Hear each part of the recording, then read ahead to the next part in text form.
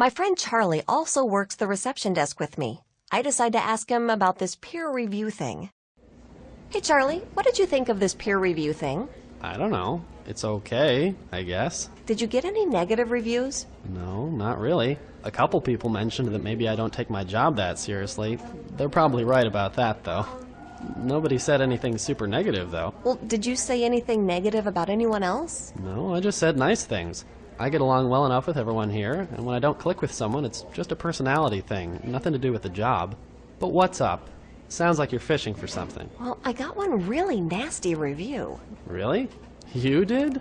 That surprises me. I've always thought of you as one of the most popular people in the office. Well, I don't know about that. I guess I'm not popular with somebody. What did this review say, specifically? What didn't it say? If there was something negative to say, it said it. Yeah, but give me some specifics. I take credit for other people's work. I blame other people for my mistakes. I criticize other people in nasty ways and about superficial things like the way they look.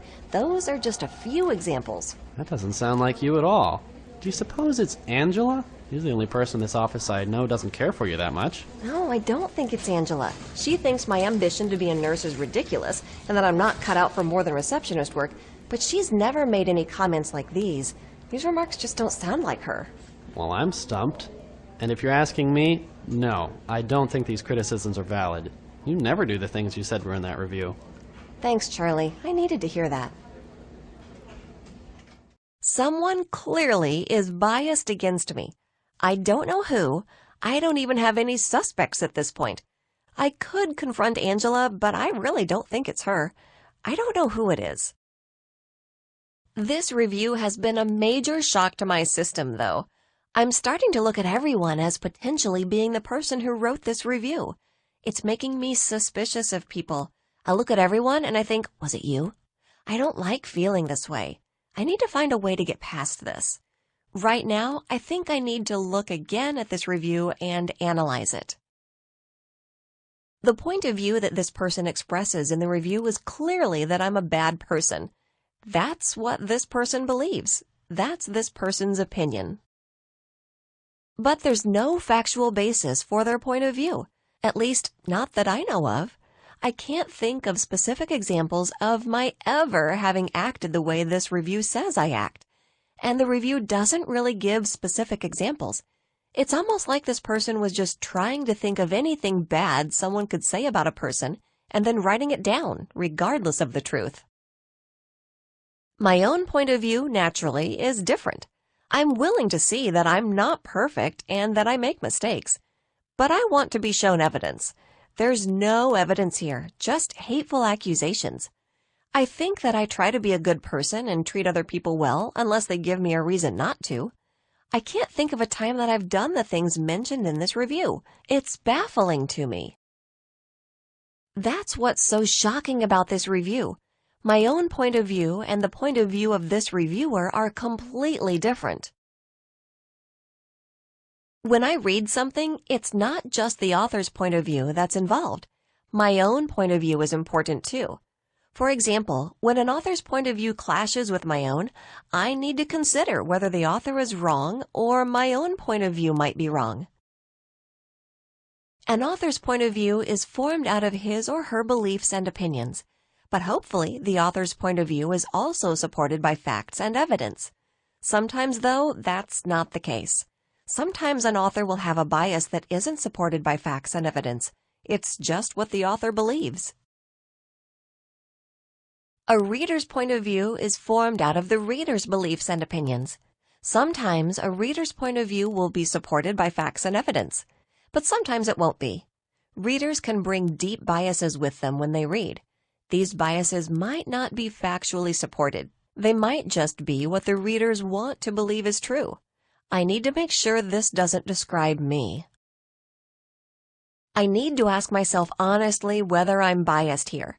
Naturally, I'm always going to be at least a little biased when it comes to something like this.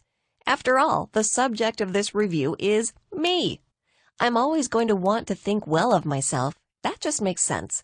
But is my bias supported by the facts? Okay, I want to think well of myself. I don't want to think badly about what I do or the kind of person I am, But I also don't ignore criticisms when they seem fair and are supported by the facts. In various reviews over the years, Dr. Myers has criticized areas of my performance, but he's supported those criticisms with facts. It's also helped that I know Dr. Myers thinks well of me in general and wants me to succeed. But I think I could accept even this review's points if there seemed to be any truth to them. But I don't think there is, and I don't think that's evidence of bias on my part. I think that's because there really isn't any factual evidence to support these criticisms. The author of this review is clearly very strongly biased against me, and I think it's also clear that he or she wants to believe anything bad about me because of this bias. The author of the review has mostly made up bad things about me, things that have no factual basis.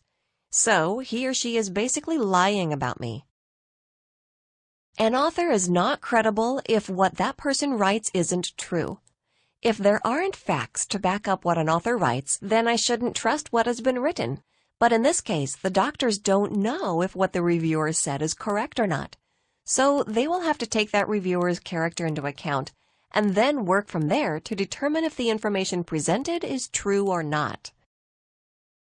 I also need to be careful of authors who try to create false impressions by selectively using facts and evidence in a dishonest way. That isn't what's going on here, but sometimes authors try to use just enough of the facts to create lies. An example of this is when a political writer smears a candidate from the other side by taking facts out of context. In context, the facts are innocent. Out of context, they make the other side's candidate look shifty and dishonest. Context can be really important. If you don't know the full story, it can be hard to assess what people tell you. For example, one of my cousins told me that another cousin, her brother, hated living in Boston where he was going to school.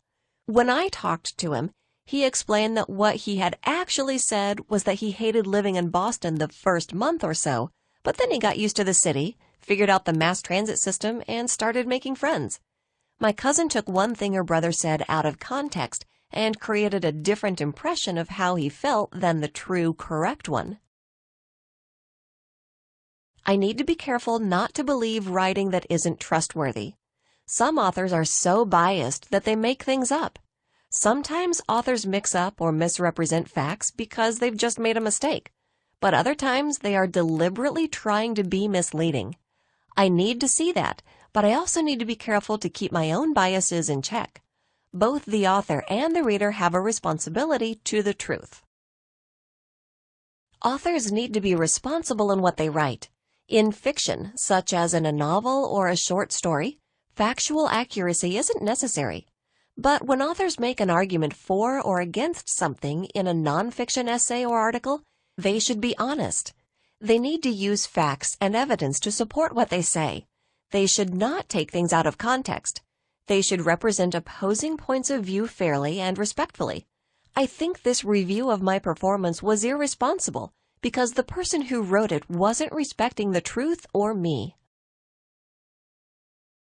Readers need to recognize and accept the truth when they read it. I might not want to believe something that I read, but if the author has presented a solid argument that is factually supported, then I might need to accept what the author writes is true, even if it makes me uncomfortable or angry. That's not the case with this peer review, but if this review was supported with facts and evidence, then I'd have to believe it, even if I didn't want to think negatively of myself. Great job! You've now finished this section. Continue building your skills by moving on to the next section.